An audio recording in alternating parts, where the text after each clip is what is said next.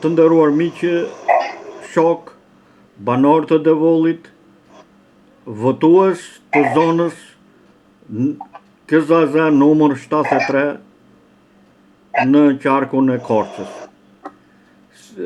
Si që shikojmë këtu, jemi në një klinik mjekësore ku punon doktor Valier Gorka, i cili për shumë vite me radhë në sajt punës, për kushtimit, profesionalizmit, e ka ndërtuar këtë klinik të thjesht, ku me këtë ka mbajtur familjen, ka arsimuar fëmijët e tjerë. Por ndërkohë Valieri, krahas punës që bën në këtë periudhë, ka kandiduar dhe për deputet si përfaqësues i Partisë Social-Demokrate. Ai, pavarësisht se ka kandiduar, nuk e ka ndërprer punën, është gjithmonë në shërbim të pacientëve të ndryshëm, të cilët kanë halle, kanë probleme. Ai edhe sot, pavarësisht se fushata është në kulmin e vet dhe të gjithë kandidatët për deputet janë në për mitingje, në për takime elektorale, në për ashtu, ai sot është në klinikën e tij atje në qytetin e Bilishtit, të cilë një klinikë që si tha më lart e ka ngritur me djers dhe punon për shumë vite. Doktor, domin të dimin diçka sepse ti e duke punuar atje dhe ke pacient. Ju e kishit një profesion, ju e keni domethënë mundësitë e jetës për të jetuar, për të siguruar të ardhurat e familjes e tjera. Pse ju zgjodhët që të kandidonit për një parti si përfaqësues i zonës së Devollit? Cila ishte arsyeja e shkaqet e kësaj? Unë kam një jetë që punoj doktor. Jam 37 vjet në profesionin tim që shërbej Devollinjve. Pa u shkëputur asnjë ditë se jeton. Për mua, se ka qenë e tjerë, se ka qenë ditë feste, sepse duke qenë të njëjtur jemi si një familje, dhe për çdo hall që kam patur unë, kam lënë punën time ose dhe kam ardhur në klinikë që kam shërbyer njerëz, sepse ne kemi mision të veçantë në mjekët. Ne kudo që të jemi, misioni jonë është të shërbejmë njerëzve, të qajmë hallin, i lehtësojmë dhimbjen e sa do pak se t'ja heqim dhimbjen. Kjo është një arsye. Tjetra, kandidimi erdhi si rezultati i analizës shumë vjeçare që kam bërë unë si mjek që am marrë tërë jetën me hallet e njerëzve. Një jetë këtu, tërvese problematikave nga më të ndryshme që ka jeta e njerëzve në përgjithësi, fermerëve apo qytetarëve, jo vetëm ato halle që aty punë janë edhe hallet familjare. Unë mund të ketë që po mjekoj 3 breza në familje, po e themi gjysh, baba ose fëmijët, i themi të familjeve, janë shumë vite, 37 vjetë punë. Kështu që duke njëjtur edhe hallet familjare dhe hallet e përgjithshme, u mundova që atë potencialin tim, atë energjinë potenciale që kam, thash të avem në shërbim të demokracisë, që maq mundësi sa kam, se ne që jemi intelektualët të pavarur, ose profesionistë të lirë, është detyrim moral, sepse në momentet të vështira në demokraci duhet të ngrihen intelektualët e pavarur për të ndihmuar demokracinë që është në faza delikate. Kjo është një nga arsyet që unë vendosa të kandidoj. në misionin tim human, duke patur edhe problematikat parasysh gjithnjë në rritje të njerëzve, hallet, problemet ekonomike, financiare, shoqërore. Ti jap kontributin tim. Për shëndetënjërë do pasëm edhe pa. Do vazhdojmë të kontribuojmë me mundësit që kemi. Doktor, Shtresat në nevojë, urdhëro. doktor, kjo Se jam edhe është... duke punuar edhe Doktor, kjo është edhe një nga avantazhet tuaja, humanizmi i spikatur, qëndrimi pranë njerëzve, pranë duke njohur hallet problemet sociale ekonomike të tyre, shërbimi me çmime tepër të arsyeshme për pacientët që ju keni kuruar.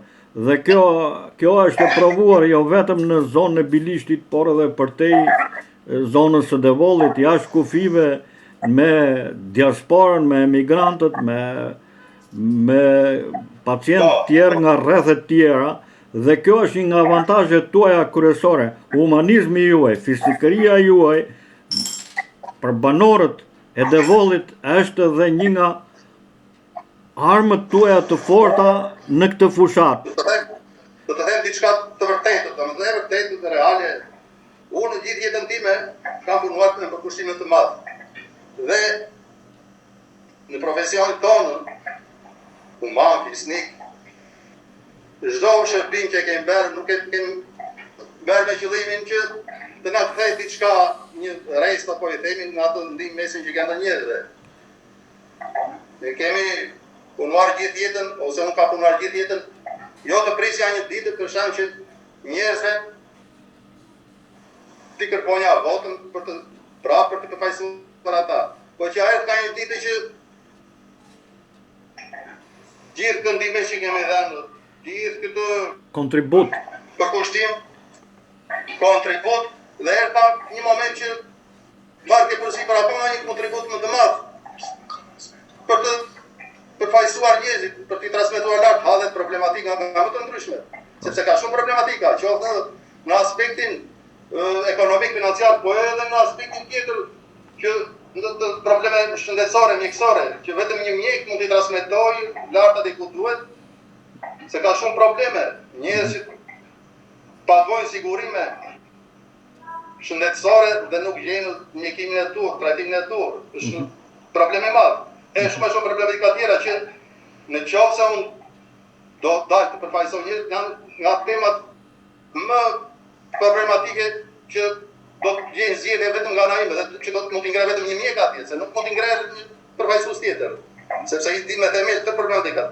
Duke ditur dhe si funksionon edhe jashtë, janë sa gjëra që duhen rregulluar, gjëra që rregullohen, shumë thjesht. Po vetëm një mjek mund të transmetojë problematikat, sidomos një privat, sepse ne jemi të lirë, dhe ja them njerëzve që t'jesh i lirë është gjë shumë e madhe. Njeriu e kupton lirinë kur është profesionist i lirë, kur nuk është i lidhur ngushësisht politikisht me partitë. Unë jam një tillë, unë jam përfaqësues i të gjithëve. Kur vjen në klinikë, doktori nuk pyet je i majtë, je i djathtë, je i qendrës, se je i zi, se je i verdhë. Janë njerëzit të humanë. Duhet të këto njerëzit, se shumë thjeshtë të thuash fjala human. Fjala human po ka sakrifisa të mëdha. Qoftë në jetën private, qoftë në jetën familjare, në jetën shoqërore. Në këtë pjesë unë do të preferoj që njerëzit ta vlerësojnë më shumë profesionin e mjekut, pozicionin të cilin ndodhet ai. Janë gjëra shumë të rëndësishme që në vlerësojnë në përgjithësi, në vlerësojnë. Unë e mjekut nuk vlerësojnë siç duhet.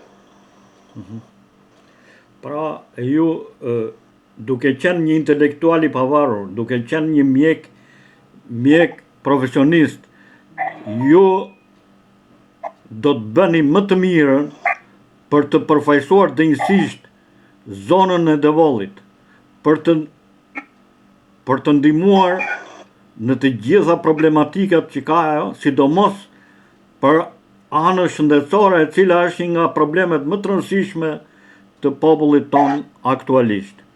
Dhe këtu pastaj dhe qytetaria dhe banorët e Devollit duhet të ngrihen në nivelin e këtij misioni, në nivelin e kësaj demokracie që kërkon, që të votojnë njerëz